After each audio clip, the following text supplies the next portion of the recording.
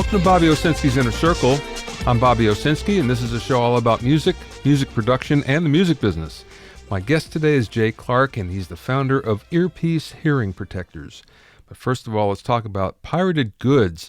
Believe it or not, piracy is back in the news, but it's actually coming from a good place this time. Pirating, of course, is becoming less and less of a problem to the music industry, and after a couple of announcements this week, it's going to be even more so, or less so, I should say.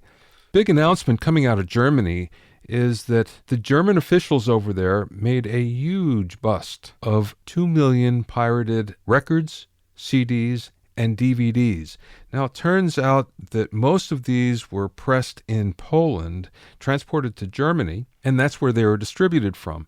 Mostly for Europe, but some made their way into America, and of course, it's every single artist you can think of that's popular, but mostly aimed at the European market, because right now, that's become very, very hot for vinyl. Just as it was here, they're a couple years behind us, so right now the fervor is really intense for vinyl, and we're seeing that happen, and as a result, we're seeing more and more pirated goods that's happening. There was a lot, 2 million pieces. It was several tons worth that they found. And it was a very sophisticated distribution network. But that's all actually been taken down. So if you're used to buying these things, and no one wants to really buy pirated material if they're not aware of it. Of course, if you think you're getting a deal, you know it's pirated, then I can see why people will do it, especially if they're short on dough. But most of us really want the real thing and are willing to pay the extra money and feel that if we buy something that's pirated and pay full price for it, then we feel cheated, as we should. Another big news on the pirating front is that the French pirate site What.CD has been shut down this last week, and this has been one of the tougher ones for the music industry to actually crack. Of course, they're out of France, and they had servers all over the world. And the way they kind of got around everything was I won't say invitation only, but really you had to know somebody to get access. They were very selective in who they let in, but apparently they had a huge, huge, huge library of material. You can get almost anything you want. That being said, they were shut down last week, and all of their servers, there are 12 of them, were destroyed. They were blasted to bits, so they're not coming online anytime soon. So I would say that's a pretty good thing as far as the music industry is concerned. That being said, piracy is less and less of an issue as we get into streaming because it's just not cost effective to pirate something these days. And of course, that's a really good thing. If you have any questions or comments, please send them to questions@bobbyowinnercircle.com. Don't forget to check out my new music producer formula course, as well as my other online courses at bobbyowsinskicourses.com. For more of my music industry and music production blogs, just go to bobbyowsinski.com to find the links, where you can also read excerpts from my books. Now, THX is getting into tour sound, and of course we're familiar with THX from when we go to the movies.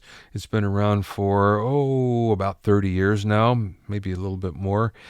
And the reason why THX was actually created was to solve a big problem in movie theater sound. Basically what that was is every theater was tuned differently for audio. So what sounded great in one theater would sound really crappy in another, mostly because they had different gear, and any kind of equalizers that they had kind of random frequency responses that were programmed in. So THX, which actually stands for Tom Holman Experiment. Tom Holman was the chief scientist for Lucasfilm at the time. He's now the head of audio direction at Apple. That was his idea. He never got paid a dime for it. That's not fair, is it? In the meantime, after most of the theaters had converted to THX, and this is around the world, the market was pretty saturated. So THX tried to get into the home theater, home audio, and home studio business. And the whole idea behind THX is they certify certain gear. In order for you to have a certified THX room, you have to buy the gear that's on their certified list, and then someone comes in and they tune it. While that may sound like a good idea, it never really caught on anything other than theaters. But now the big news is THX is trying to get into touring sound. They want to get into certifying all the touring gear. And what they think they can do is improve the design and the implementation and the alignment of all the audio systems for optimal playback. Why? Well, they claim they will get a better sweet spot as a result, more consistent coverage, and even improvement of vocal quality. Good luck with that, THX, because if you think recording studios were very precious about their sound systems, about their playback systems, guess what? Boy, sound reinforcement companies are the same way. And I don't think they're going to be asking THX to come in anytime soon to tune their rigs. Unless, of course, the artists start to demand it. If the artists demanded it, then they'll let them do anything they want. But I don't see that happening anytime soon unless there's something huge that happens that all of a sudden everybody goes, wow, THX is the way to go. Myself, I don't think it's a question of the gear. The gear in many ways is better than ever before. I'm not as crazy about line array speakers as what we had in the old days with all of the horn-loaded products that we had. I think they did sound vastly better, but that being said, most of the problems that we have today is not gear-related, it's mixer-related. And I've railed against this before, but I believe that a whole generation, and maybe it's 2 generations now, of mixers learned the wrong way. The way we used to learn way back when was that the most important thing on the stage was the vocal because it was the quietest. So you'd spend the most time on that and you'd boost that up and you'd boost everything around it. But that's not the way it works. What happens is you basically get a giant kick drum, maybe a snare drum, and then vocal and maybe everything else. And sometimes you go to a concert and it sounds like one big kick drum with everybody else kind of joining in. So to me, that's the biggest problem. It's not the gear whatsoever, it's the drivers. Ear protection is something that all of us should take seriously all the time, but the design of the best hearing protectors haven't changed in a really long time. Jay Clark felt he could design a better ear protector and came up with EarPeace, a product that's now been endorsed and branded by a variety of clubs and festivals and even companies like Red Bull and bands like Metallica. I spoke with Jay recently about EarPeace improvements over other hearing protectors. I really do think that you're onto something very cool. Why don't we begin by just explaining to me about how EarPeace came about? Sure. So it was, I mean, a very kind of hands-on kind of impact experience.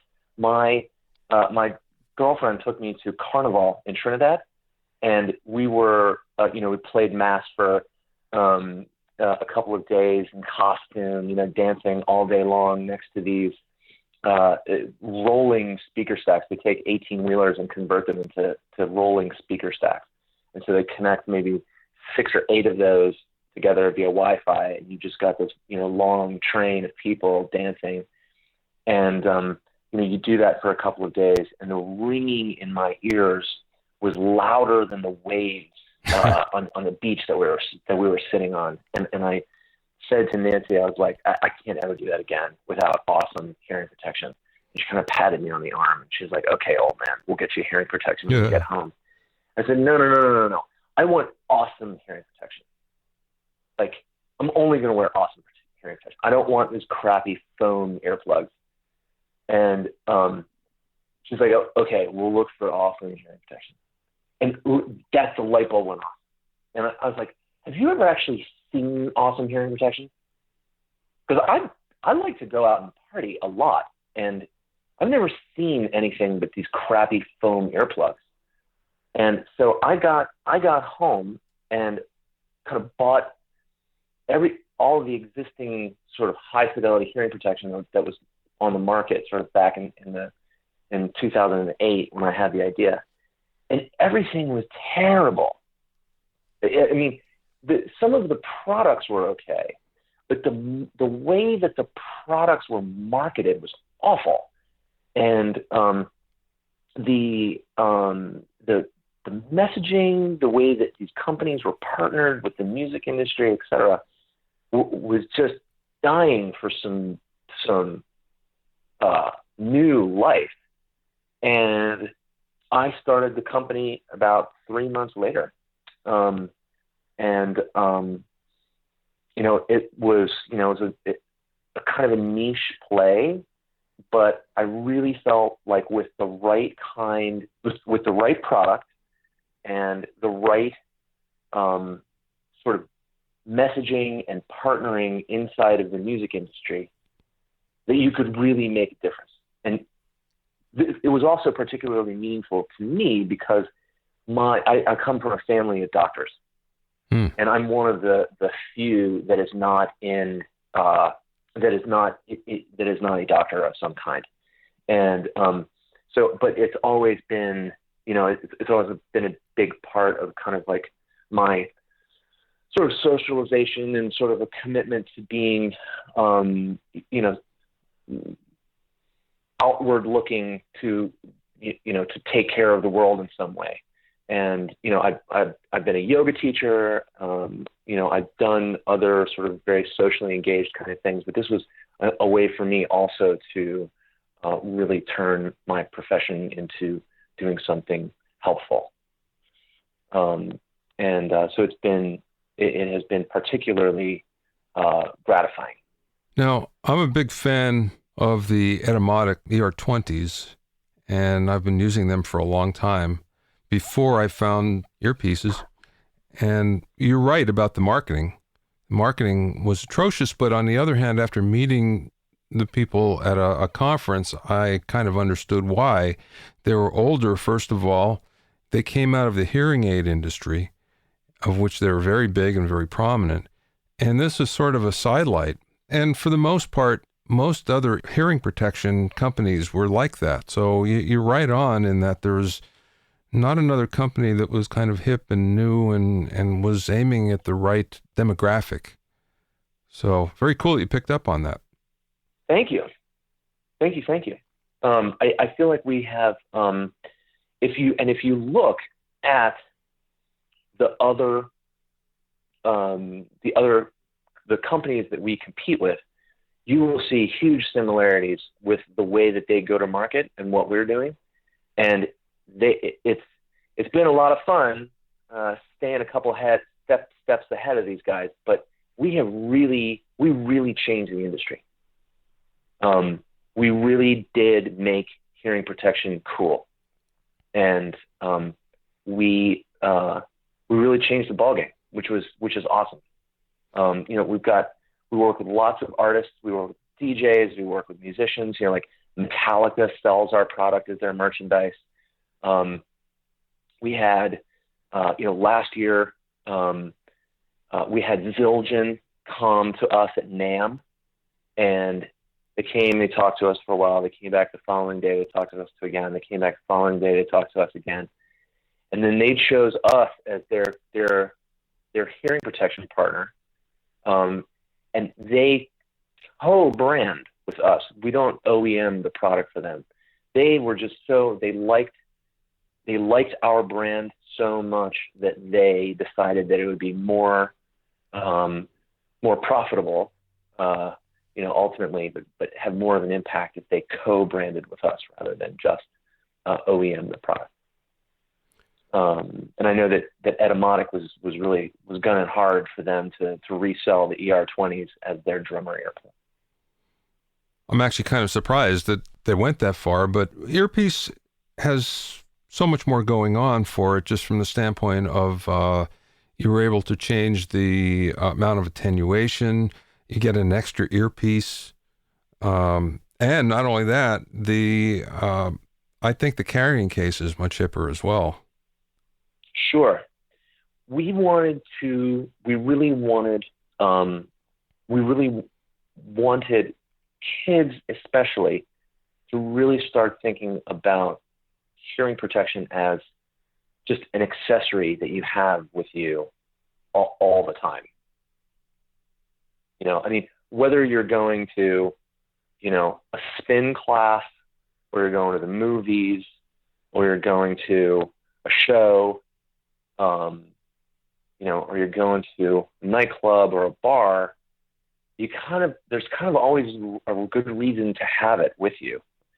And having something that is stylish and sleek, and you can stick it on your keychain and forget about it, was kind of the way that we envisioned the use case. And we get a huge amount of feedback from people that's exactly what they do. So, how long did it take you to develop the product? I mean, you started basically from an idea. So how did it come to fruition to where it's at now? So it took 18 months of doing R&D, to finding a manufacturer, to setting up the company, doing the R&D, finding a manufacturer, doing all the artwork, doing all the packaging, getting all the processes set up, finding a fulfillment center. All the nuts and bolts took 18 months of putting together, and it was something that I did at night. So I had a day job, which is the main reason why it took so long. I think if I were to do something again today with everything that I've learned, I could probably get it off the ground in a couple of months. But working at night and really cutting my teeth on the whole, really learning everything from scratch, it took me 18 months. Well, it's hard enough just to learn how to make something like that, let alone the marketing as well. There's a lot to learn. And I have to say, you did great with the marketing, considering that you have branding with so many huge brands. Co-branding, I should say. It's awesome. Metallica, Burning Man, Bonnaroo, Red Bull, right? You have Red Bull? Red Bull, yeah. Red Bull, it's the other thing that we have always kind of been very careful about is that we sell our product, right? Like, we are a small social enterprise and we sell our product. This is 100% self-financed, right? We don't have any funding. We don't have any investors. This is something that I built from the ground up, and that has made enough money to sort of carry itself as an ongoing concern. But like, a lot of companies would work with Red Bull they would pay Red Bull to put Red Bull on their product and then give the product away at an event. Yeah. But we've never done that with anybody. People buy EarPeace.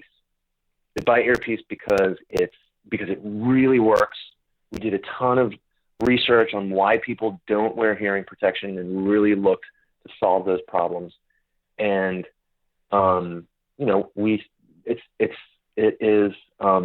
it's a product people really want to use. So we're really proud of the partnerships, and we spend a lot of time getting them right.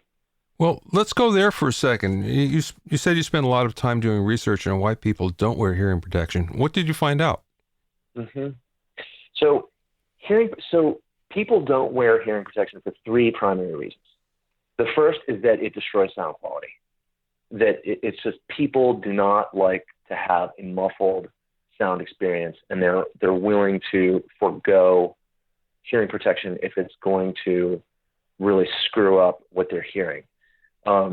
This is also a big deal when they're trying to communicate. So if you're at a show, you really want to be able to talk to your friends. Big deal. So we needed to build something that would allow, and there's multiple technologies.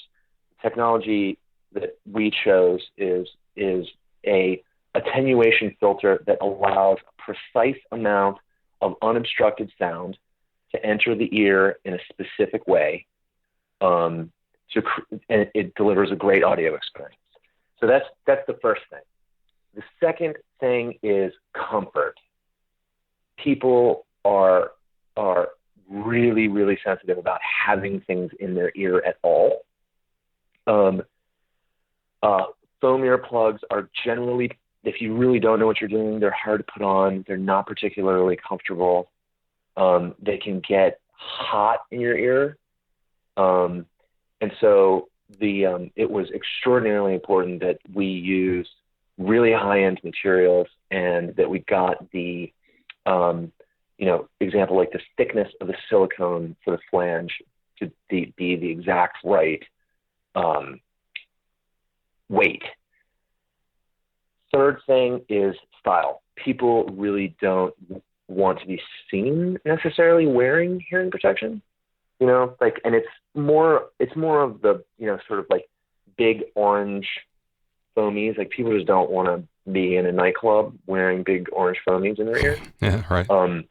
So we made them super discreet and made them in 3 different skin tones, because not everybody's the same color, and we wanted everybody to feel like we were thinking about them and create a personal experience, something that they could, enjoy and really, again, like, adopt as an accessory to their sort of entertainment lifestyle. Well, I can tell you, as a musician and as an engineer and producer, I wear hearing protection an awful lot in the studio. And the reason why is many times you'll have a band, you'll have an artist that really wants to crank the level up. And if that happens, then I'm done. Then instead of being able to work 8 or 10 hours, then you got me for a couple. So I've learned that I have to wear hearing protection. But then again, if you can tell that I'm wearing it, then people start to think, well, wait a second, what's going on? Is he deaf? Or, there's all sorts of things that they, instead of thinking, well, he has golden ears, they're thinking just something opposite. So something that's discreet is important, that's for sure. The other thing is, now I have some permanent hearing loss in my left ear, and it didn't come from level so much. Believe it or not, it's when I was playing in bands as a kid and as a professional without hearing protection. It was because of the side of the stage that I would always stand on and hearing the cymbals. And the cymbals would be the thing from the drummer that would be the thing that would, just go through my head, go through my ears. And that caused more damage than loud amplification. So I think, as far as musicians are concerned, they don't understand how important that is. Everybody likes level, everybody likes volume, but the problem is, you really have to be careful. You have to protect yourself, because sometimes the damage comes from a place where you don't expect it. Totally. And, if you're a younger musician, the temptation to go without and not process sort of like the long-term impact of permanent hearing loss is unfortunately all too common. And I think one of the things that people don't understand also about hearing loss is that it's cumulative, right? Yeah. But it's also your body is, you naturally have hearing loss as you get older, right? So, but if you accelerate the process, where you would normally start to lose your hearing, maybe in your 60s, you might start losing your hearing in your 30s. So it's not that it's not just that you're going to have hearing loss right away, but it's that your body's natural hearing loss is going to start a lot sooner. Now, I can tell you that I know several engineers that had to retire because of hearing loss, and even some famous producers, Quincy Jones, George Martin, they retired mostly because they couldn't hear any longer.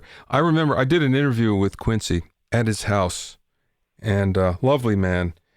And one of the things that he was telling me, he was so overjoyed because he had just come back from a famous hospital in Europe. I can't remember the name of it. It was some famous institute. And he was over the moon with the new hearing aids that he got. And he was saying, you know what, these are so good, I could almost go in the studio again.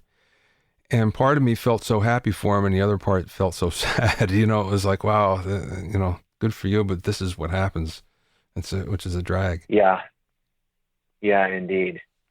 I can't tell you how many stories that I've heard like that, over the years. Now, you have a number of different products. Tell me about them. So there's the HD, and then there's the original. What's the difference? So the HD is a little bit more robust. It has a little bit more robust design, and the filters are different.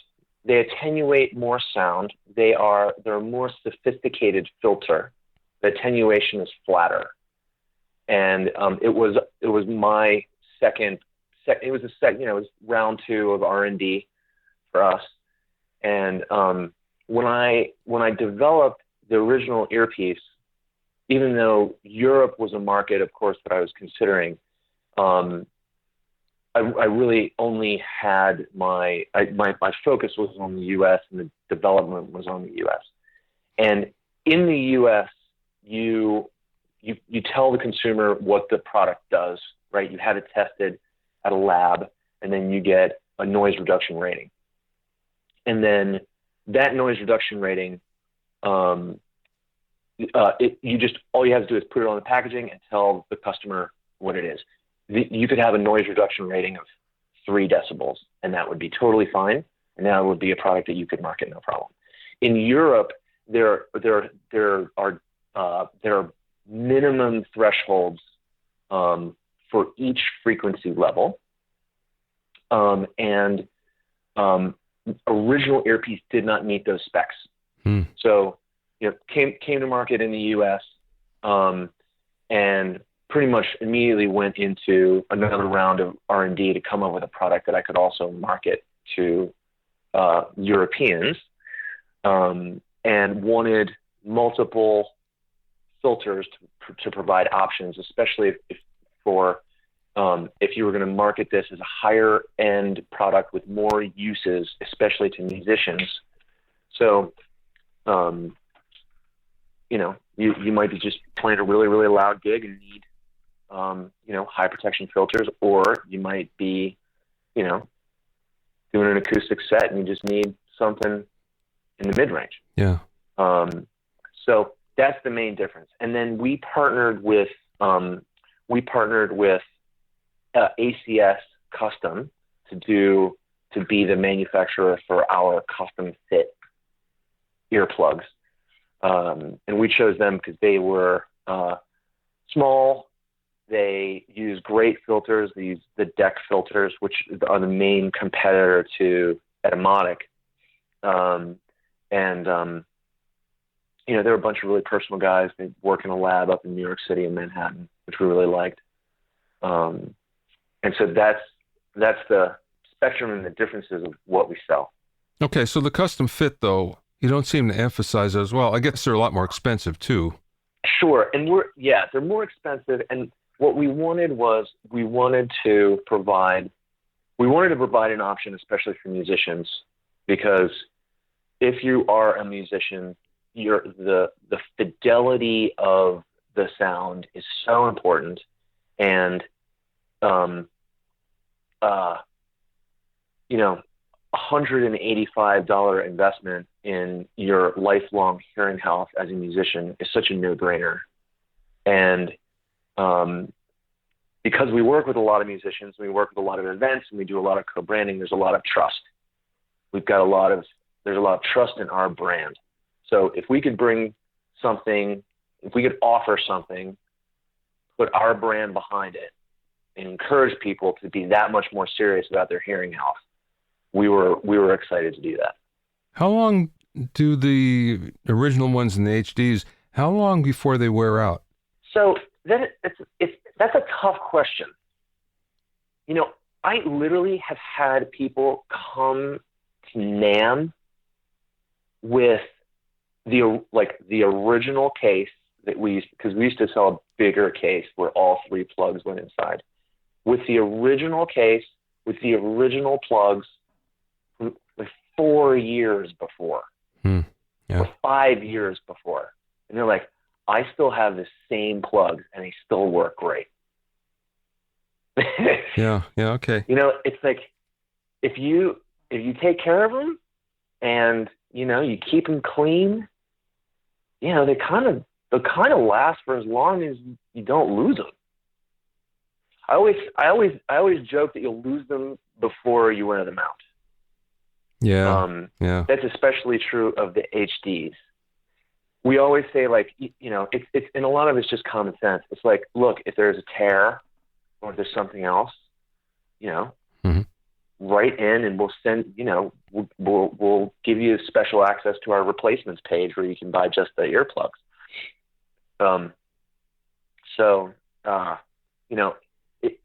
I generally say that you'll wear them out before, or you'll lose them before you wear them out. Yeah, and sure.